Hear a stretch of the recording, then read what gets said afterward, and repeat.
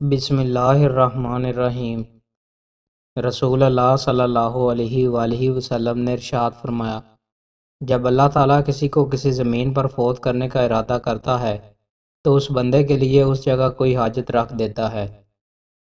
رسول اللہ صلی اللہ علیہ وآلہ وسلم نے ارشاد فرمایا، لوگ نماز جماعت چھوڑنے سے باز آ جائے ورنہ اللہ تعالیٰ ان کے دلوں پر ضرور مہر لگا دے گا، پھر وہ ضرور غافلوں میں شامل ہو جائیں گے۔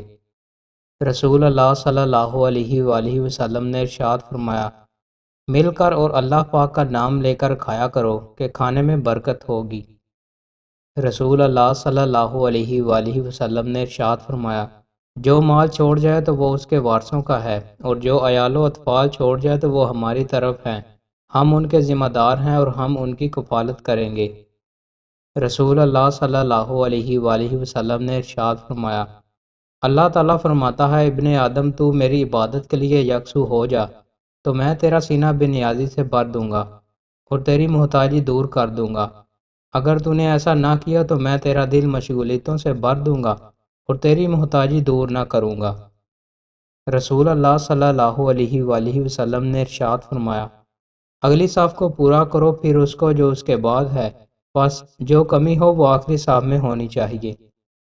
رسول اللہ صلی اللہ علیہ وآلہ وسلم نے ارشاد فرمایا، مومن بندے اور کفر کے درمیان فرق نماز کا ترک کرنا ہے۔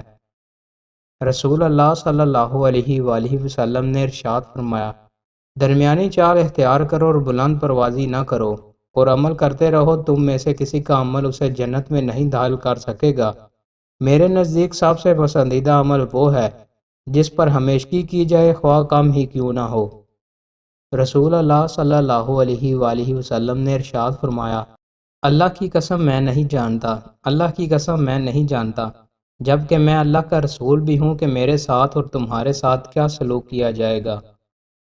دوستو، مزید اچھی ویڈیوز کے لیے ہمارے چینل کو سبسکرائب لازمی کریں۔ بہت شکریہ۔